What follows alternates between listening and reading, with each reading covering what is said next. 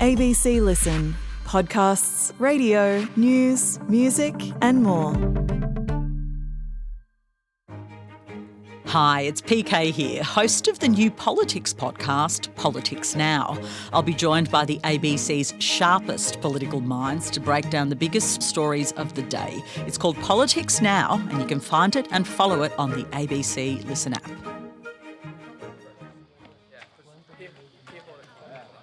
Ladies and gentlemen, without any further ado, let's get to what we are here for, and that is the auction of a fabulous home. Every Saturday morning, scenes like this play out across the country. 1,525 at 1,525,000. Would-be homeowners struggling to break into the property market. For the third and final time, hammer goes up. I'm selling. Last chance. Sold, sir. Congratulations. $1,615,000. Commiserations to my underbidders. While the lucky ones have signed a contract before lunchtime, most Australians are missing out, and we find ourselves at breaking point.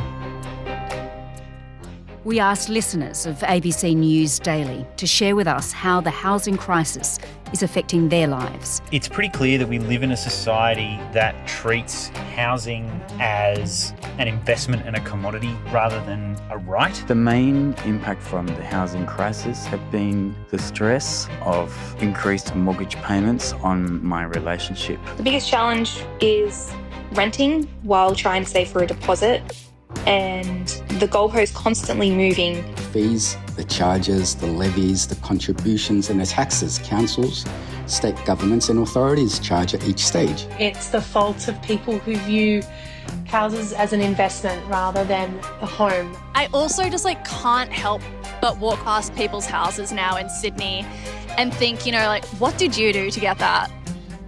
So what's going on? When and how did we become hostage to our housing? This week, in a 5-part series on ABC News Daily, we're going to meet people struggling to buy their first homes. We started off looking at apartments where I was like, oh, we can put our child in the cupboard for the first 2 years, Meet an investor who's been lucky enough to build a portfolio of dozens of properties. People have to understand that the numbers aren't important. What becomes important is being able to put together as many as you can. And chat to the experts who think they have the answers. Today, how housing in Australia became the great investor dream. I'm Sam Hawley from ABC News Daily. This is Housing Hostages, Episode 1, The Great Investor Dream. Today, we're going house hunting. The ABC's business editor, Michael Janda.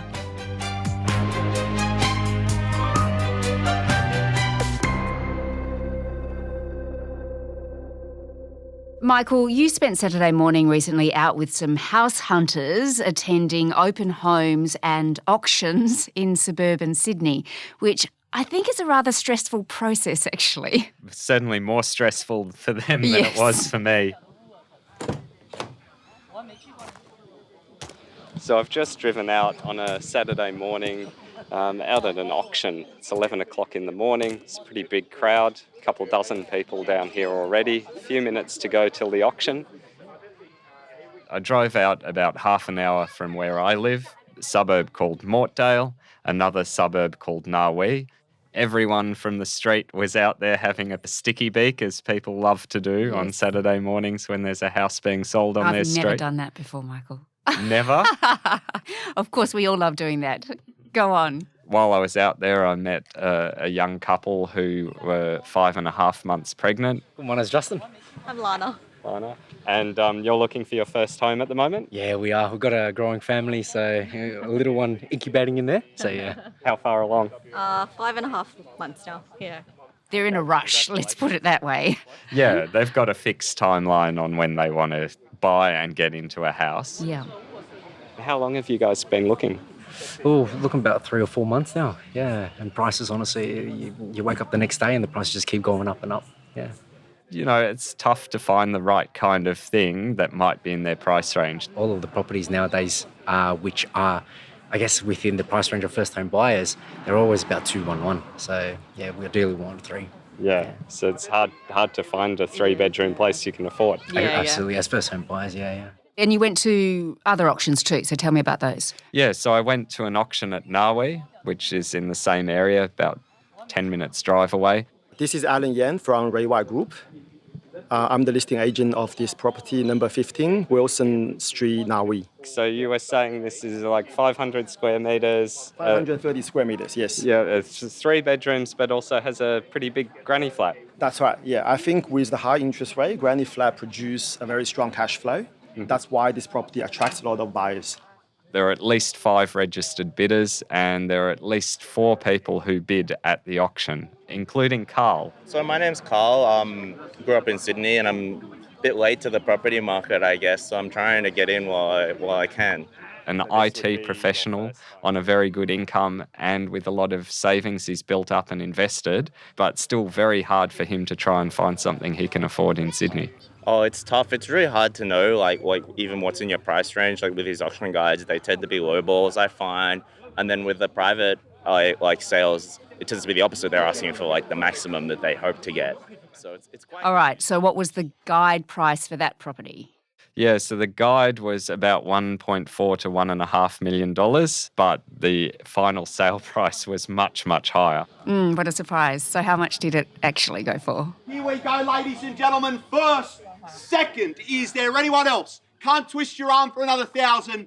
Quickly, about to sell it at $1,810,000. Final time. All done. Silent. We sell. Sold. Congratulations. We're all aboard. On behalf of the team, thank you so much for coming out. Commiserations to our... $1.81 million. Wow.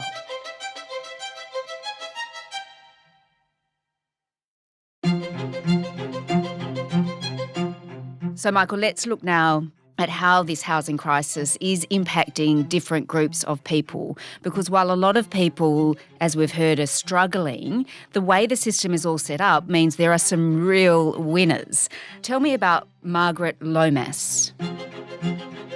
I'm a property author. I've written 9 books about property investing, and I also used to host a couple of TV shows on Sky News, and it was all about property investing as well. So Margaret Lomas is a property investor from the Central Coast, just north of Sydney. I guess you could say that I'm a property investing expert. And you own a few yourself. Own quite a few myself. Now, Margaret got her start in the market at a very early age. My first property I bought when I was almost 20 years of age, and I was newly engaged to my first husband. My father had always been a big believer in property, raised during the Depression when he moved himself 47 times while he was at school, and really felt that we needed to get into the property market as quickly as we could. So with his assistance, we bought our first unit in Cabramatta. This southwest Sydney apartment was further away from her work than she would have liked, but it only cost her $28,000 all the way back in 1980. That sounds like a great deal. Even back then, I would have thought $28,000. Oh, we could only dream of paying that sort of money now. I've seen a photo of Margaret's first apartment block, and a real estate search on the website shows similar apartments in the same suburb are now advertised for around $400,000. So that's 14 times the price. And to give you some context, over that same period, consumer prices are less than 6 times higher. So that apartment has increased in value more than twice the level of all other prices averaged out. Now, from that first apartment, Margaret gradually climbed up the property ladder as an owner-occupier, buying a townhouse further out in Sydney before moving to Perth to chase an affordable house on a block of land. And then she moved back to the Central Coast north of Sydney. Now, in the late 1990s, she and her husband, who were financial advisors, decided to start investing themselves in rental properties. And now she's amassed quite the portfolio. How many properties do you have at the moment? We have a lot of property at the moment. One of the reasons why I'm never comfortable about stating numbers is because I think people have to understand that the numbers aren't important. What becomes important is being able to put together as many as you can without being, this mega landlord who's just trying to take advantage of other people.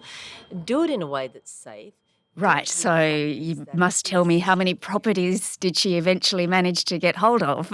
Yes, well, I suppose what constitutes being considered a mega landlord is really in the eye of the beholder, but most people would agree that Margaret crossed that threshold a very long time ago. So our number is definitely over 25.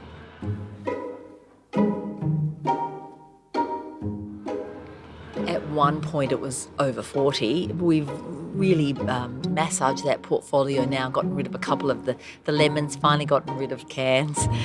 And now we're sitting on some really good properties that I think are really going to see us through now and probably end up getting left to the children.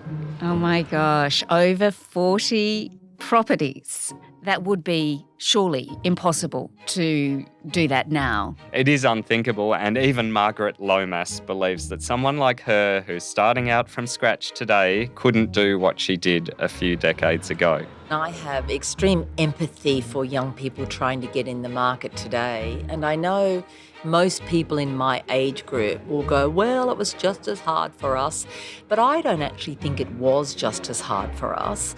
I definitely acknowledge that not so much luck, but timing was on my side. And we were able to buy a lot of properties at once. I remember one year where we bought 5 in 1 year, and that was probably in our 4th year of investing. Now, Margaret is very familiar with the struggle of younger generations. She's got 5 kids herself.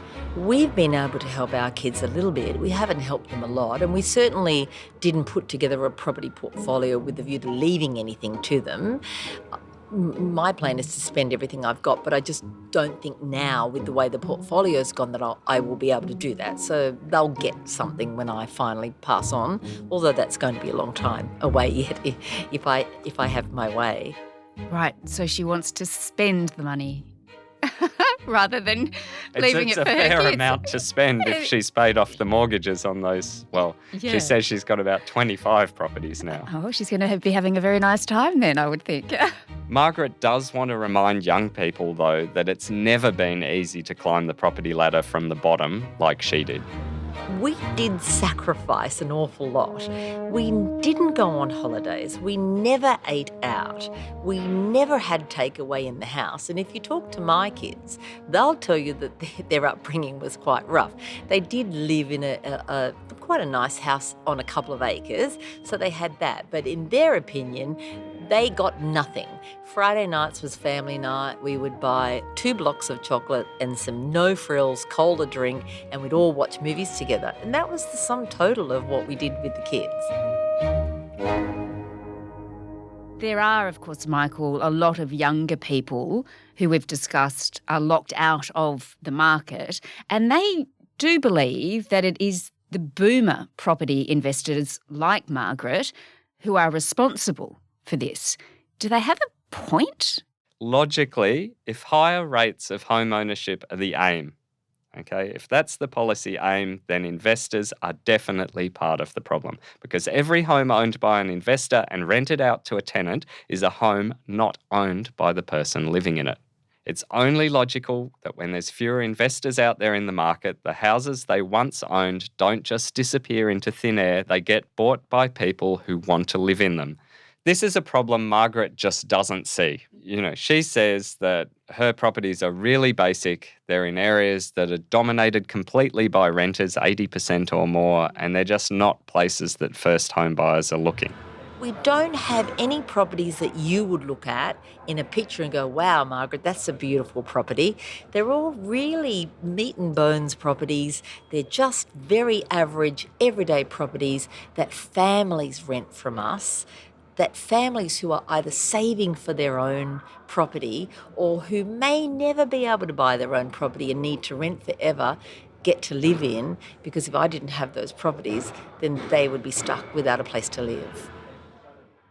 But still, they're homes that first homeowners could buy if they were on the market.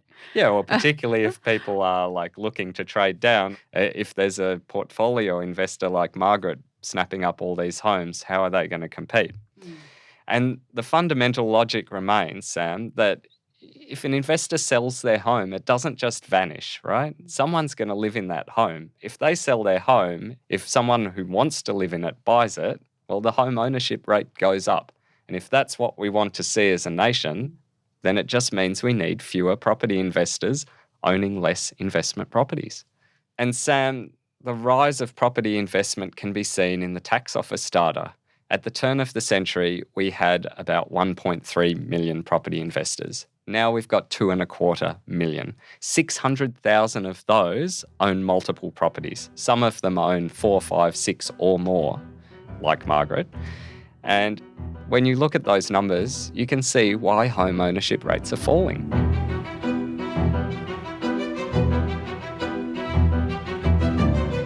The dream that we used to speak about of home ownership is more difficult today than it was 10 years ago. That's the truth of the matter. I believe very strongly that one of the huge and most significant parts of our culture is the dream of home ownership, and that has been exhausted for many Australians under 2 years of Labor. Above all, right now, we are in a housing and rental crisis. Rents have skyrocketed. There are not enough affordable homes. Millions are stressed just trying to keep a roof over their heads.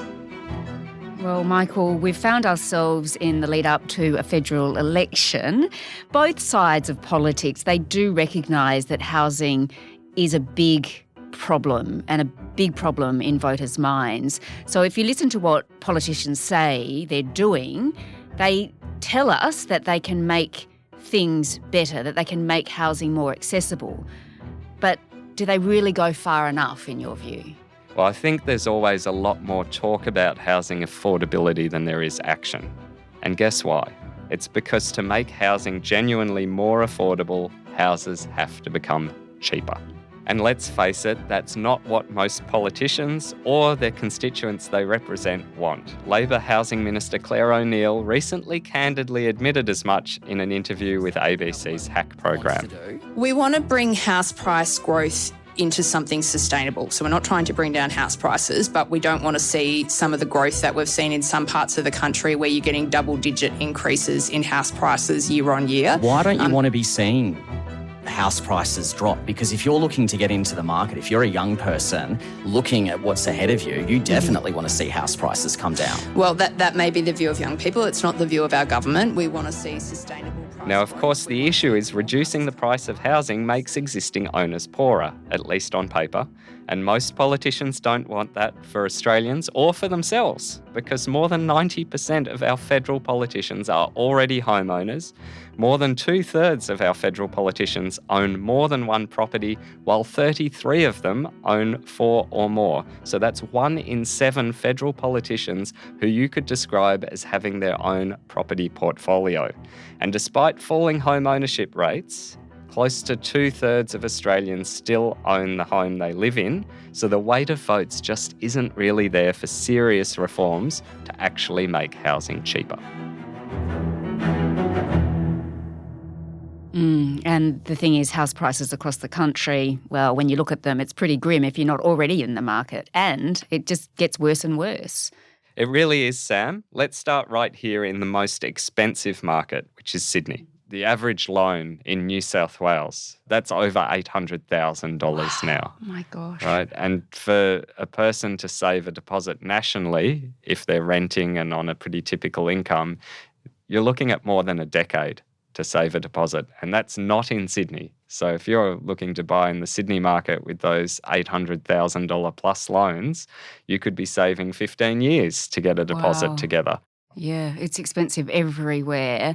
So not only that, if you're lucky enough that you can save that massive deposit, once you actually then sign a contract and you get the mortgage, well, that is when the real pain begins, isn't it? Now, spending more than 30% of pre-tax income on your repayments has long been considered a benchmark for mortgage stress, although most people now seem to spend a lot more than that. To stay below this 30% benchmark, though, calculations by financial comparison website Finder show you need to be earning a household income of close to $300,000 a year to comfortably afford the typical house, which costs almost $1.5 million in Sydney. A household would have to be earning around $160,000 to comfortably buy an average unit. And if you earn less than $100,000 a year, which is a pretty normal income, especially for younger people, then you're either looking at a unit more than 30 kilometres from the city, or you'll be spending well over a third of your income on the mortgage, probably more than half. And the scariest thing is that expensive housing used to be mainly a Sydney, Melbourne and Canberra problem. But right now, it's become an Australia-wide issue. And I've always wondered too, how do we stack up against the rest of the world when it comes to housing and the cost of it? Well, Australia likes winning contests. And on housing, we are close to number one, not quite there. But Sydney ranks second to Hong Kong for unaffordability in Demographia's study of 94 what we call Anglosphere property markets. Adelaide's also joined Melbourne now in the top 10. Adelaide in the top 10 globally. All three cities are rated what Demographia calls impossibly unaffordable. But it's not much better in the other cities. Brisbane and Perth are rated severely unaffordable, and the data doesn't include last year's price boom in either of those cities, so they're rapidly catching up. Now, thanks mostly to massive mortgages, Australia ranks fourth among advanced economies for household debt relative to income, so we're not number one, but close. We rank just behind Norway, Switzerland and the Netherlands. Much smaller countries where you'd think housing is, much more difficult to provide for the population.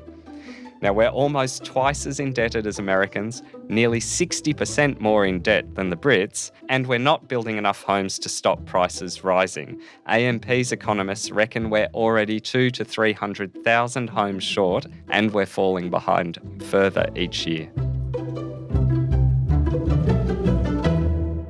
This is not sounding good, Michael. When are we getting to the positive stuff? I'm afraid, Sam, there's not much positive stuff, although eventually we'll get to some solutions if they ever happen. Great, I'm looking forward to that. But it does mean hundreds of thousands of Australians are left out in the cold, sometimes literally, when it comes to housing. 122,000 Australians were counted as homeless in the last census in 2021. Separate data show more than 250,000 Australians accessed homelessness services last year. That's a huge number of people. Most of those do have some kind of roof over their head, but it's temporary, it's overcrowded, or it's otherwise inadequate for what they need. It may be unsafe. Ultimately, this is the most dramatic consequence of expensive housing and people getting pushed so far down the property ladder, they've fallen off. And most Australians, of course, do not want to see that. And it's really stark when you put it in that way. So hopefully, Michael, you are going to get to the bottom of this for us. And with a little luck, you're going to actually solve the housing crisis with this series. Just tell me, there's a lot of pressure, I know, but just tell me what's in store. What can we expect over the next few days? I think it's going to take more than a podcast to solve the crisis, but hopefully these discussions are a start. I think, first of all, we've got to look at where we are. How bad has this become? What could happen if nothing changes? So that's the next thing we're going to look at, Sam, is what happens if we just continue down the same road and we don't try and make housing cheaper. Then we're going to look at how we got here. All the policy decisions, conscious or perhaps unconscious, unintended consequences that made Australian housing so expensive, world-leading. Then we're going to look at whether we actually need a property crash. It's happened in some other countries. Has it benefited them, like New Zealand? And finally, we're going to look at what are the solutions. What do the experts say that we could or should do to fix the problem, and why aren't we doing it? Well, really looking forward to it. Thanks, Michael. Thanks, Sam. That's the ABC's business editor, Michael Janda. He returns tomorrow with Housing Hostages Episode 2, Australia in 2050. Our series producer is Cara Jensen-McKinnon. Audio production by Sam Dunn. Our supervising producer is David Cody. And additional production by Sydney Peed and Adair Shepherd. I'm Sam Hawley on Gadigal land in Sydney. Please subscribe or follow ABC News Daily and tell your friends about us. To get in touch with the team, please email us on ABC News Daily at abc.net.au. Thanks for listening.